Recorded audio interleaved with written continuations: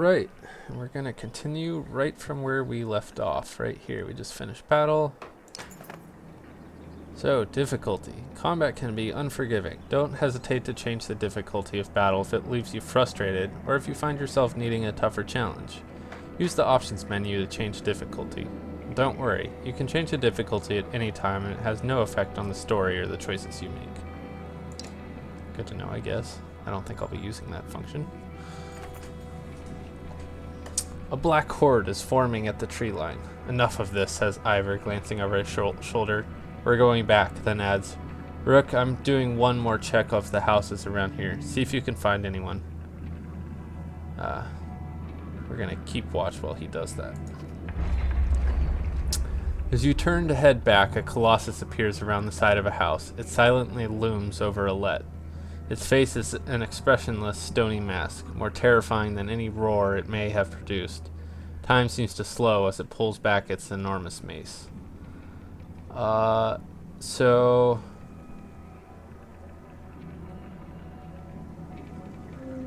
I mean, we're still gonna do what I did last time. My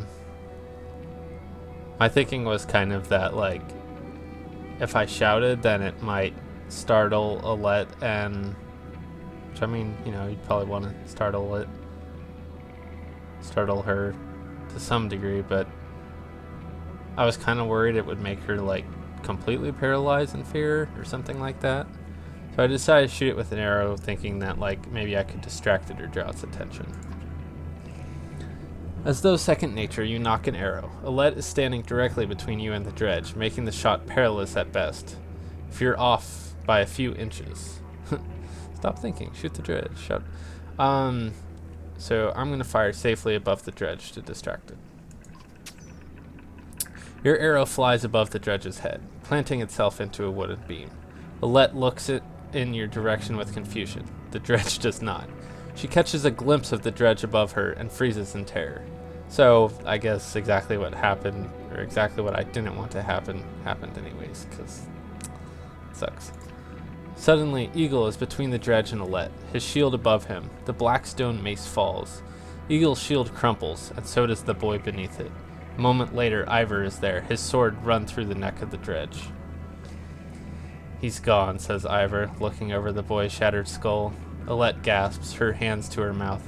I'm checking the other houses, remarks. See if you can find anyone and meet me at the Great Hall. So... that sucks. That's what happened before, so I knew it was coming, but I didn't want to alter what my playthrough had been because I like the idea of kind of, you know, what happens, and it's imperfect. It's far from perfect, but it's unique and different, and it's something you can kind of share and compare with other people. And it was a really interesting thing to find that, you know, you can have characters die and things like that can happen just through the kind of dialogue options or the non-combat options, which that's pretty interesting. It makes you really consider that stuff, and it's definitely going to make me consider more looking into it in the future. So we can go to heroes here, and got items. Your items are shown at the bottom of the roster. Drag items onto your units to equip them. Items can only be equipped by characters of equal rank. Promote your units to equip higher rank items. Click on an item for more information. Alright, good to know. Ivor did not level up, but Rook did get enough to level up. Because you have to actually get kills, I'm a little worried that it's going to be hard to get kills on Alette. She doesn't seem to do that much damage. But, oh well. So we're going to do that and spend the 5 for now to level up. So... I mean, I'm always tempted to put points into strengths because that's going to make you hit harder. I also like the idea of breaking armor more effectively, because it's not really like affected by your strength stat. And armor's always nice because mitigation's nice. I mean, they're all nice. Exertion, I like that because it's allows you a little more flexibility in what you're doing. So I'm going to put 1 point there. And I think 1 point in armor break. Yeah. And then... Oh, she did get a kill. Good, good. Alright, so back, we're done with that. And... Oh, the market's open. Okay. That's interesting. So, it seems like the market has a bit of different items than when I was here last time. So, it might be somewhat randomized what is in the shop. But so, supplies. 1 renown gets 3. So, renown is interesting. It seems like it's this communal resource, but it seems like it's used for different things. So far, it seems like you can only get it from battle, but maybe there will be other ways later. So I don't want to spend too much at the same time. Let's see here. Studded pommel. Heavy pommel adds a little weight to your weapon when you want some extra heft to your swing. Knockback on strength attacks of 5. Okay, interesting. Singing stone. A rare crystal that when struck creates a pleasing sound, often strung on weapons with melodic effect. +2 will per kill. Interesting. And a dragon stone. This unusual carved stone is warm to the touch, and holding it fills you with a steely resolve. +3 willpower. Cool. And so these are supposed to be the ranks. So I don't think I'm going to get any of these right now. I'm not going to get supplies either. I got 15 from the cart. And I don't have much renown. And I'm not sure what things are going to be going right now. So let's go talk to Ivor. You find anyone? A few. Sent them inside. Gods, this is bad. About Gil. It was my fault. He was a good fighter for his age. No family, I thought. Forgotten what it's like facing Dredge. I'm out of practice, Rook. Look, as long as I've known you, you've always wormed your way out of talking about Dredge. This would be the time to start talking. I can tell you they rarely stop for rest. The sooner we leave, the better. They'll follow us until we're tripping over tired women and children. Then they'll attack. Even after we're wiped out, they'll keep coming, trampling corpses in their wake. There's no end to them. Sounds like a pretty nasty enemy.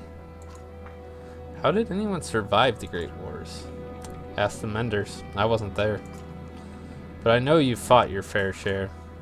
Yeah, I've killed enough slag for one lifetime. That's why you're going to save us now. Don't lay that on me. Come on, let's go inside. The hero's burden. Alright, the Great Hall. Rook, thank the gods you made it. Great Hall is an utter din, filled as it is with dozens of terrified families. Don't stop worrying yet. I haven't. What in the depths is going on? Dredge milling around? Ransacking houses? The chieftain's wife finds you, pushing through the crowd. It's very bright art. They must know we're here. Why haven't they attacked? Don't know. I wouldn't expect it to last. I've made some decisions, but tell me straight. What would you both do in my place? God, I'm struggling to narrate right now. I'd have left by now, but they're already outside the doors. Not so easily done, Rook?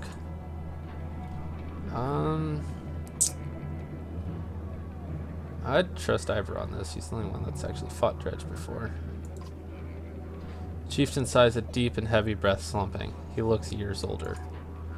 I imagined us fighting back and saving the town, but nonsense. Ivor's right, of course.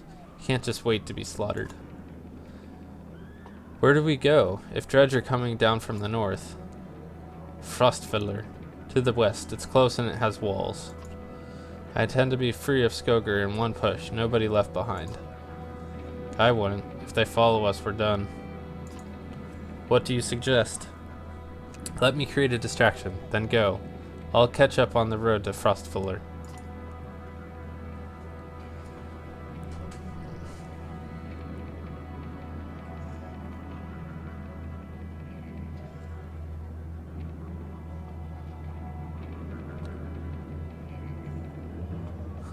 What if we... Yeah, what if we set the town on fire as we left? I mean, it's kind of cold, but it's...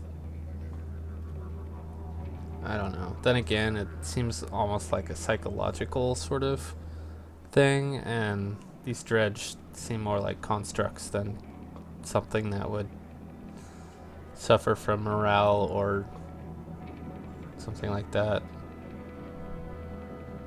But I don't know, it might slow them down and give us a smokescreen to leave. That is one thing I will not do. We will return here one day, whether I live to see it or not. Okay, that's fair. And the storehouse. I assume the storehouse has useful stuff. So are we abandoning the storehouse? If we have to, we'd be leaving behind everything but the supplies you brought, Rook. On the other hand, Frostfuller is at least a week away. I'm not sure we've got that much food. It'll be cutting it close.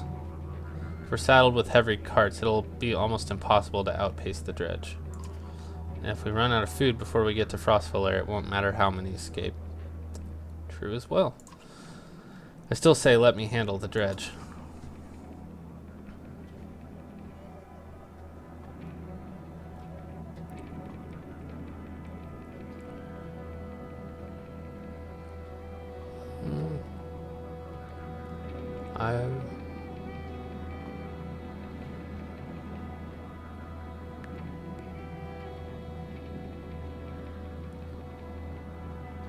Yeah, I think I'm gonna go with my instinct. Ivor usually knows what he's talking about, so I'll join him. Chieftain thinks for a long moment. I didn't ask for advice just to ignore it. Promise you're not throwing away your lives on this. That wasn't part of my plan. Ivor? Nope. Then I'm coming with you. That catches you by surprise. The chieftain rubs his chin, but doesn't argue. From the training she's given Alette, you've no doubt she can handle a bow. Fine. I'll get the townspeople ready. Make your move, Ivor. We'll leave when you're clear.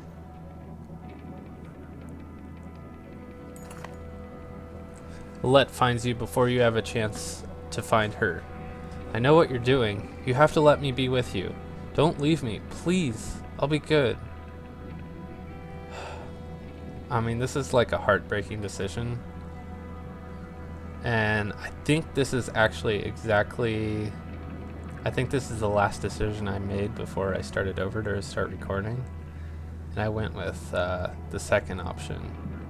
And it's kind of a heartbreaking decision because both for Rook and Alette. Rook is, I mean, he lost his wife and his kid. He wants to protect her, and you know, it's like, can you protect her yourself, or is it better protecting her by forcing her to stay with the townspeople? And I think I decided on the latter before, so that's what we're going with. Don't leave me alone, she says, tears in her eyes. It's difficult, but you drag yourself to the door of the Great Hall, resolute that you're making the best decision for her. And that's gotta suck for her, too. Only family she has, and she's like a teenager. Maybe not even really an adult yet. And who knows if she'll see her dad again, but I guess we'll find out. You step into the town courtyard, where you can already see dredge in every direction. Ivor starts banging his shield and swearing at them. We kill a few, he shouts, and the rest will follow. You steel yourself for a tough fight. Alright. So let's check her out. So, the chieftain of Skoger was considered one of the luckier men in town when he wooed the beautiful daughter of a well-known fighter. These days, most people consider him a lucky man for marrying someone who knows how to run a town. Useful, I suppose, if you're the mayor. Rank 1 Sky Striker. So let's see her abilities. Rain of arrows. The Sky Striker secretly selects an unoccupied tile on the board and fires up to 3 arrows in the air. If any enemy passes through the selected tile, they are hit by the falling arrow, doing normal strength damage and stopping them in their tracks, ending their turn. Rain of arrows can be used offensively, defensively to protect allies, and in general is most effective when forcing an opponent to second guess his actions.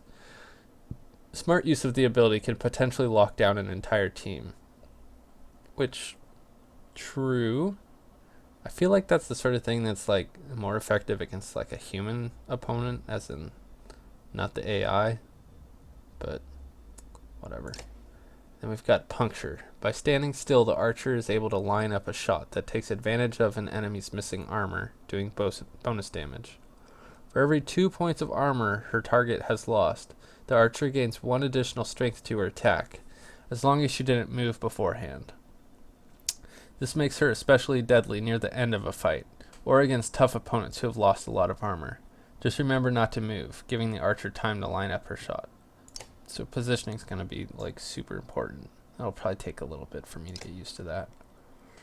Anyways, I'm gonna pause this here. This is where I left off before. So in the next episode, we will be going into the unknown, where I have not seen what has happened and I've not made decisions. So any decisions I make will be for the first time, and the result will be a surprise to all of us.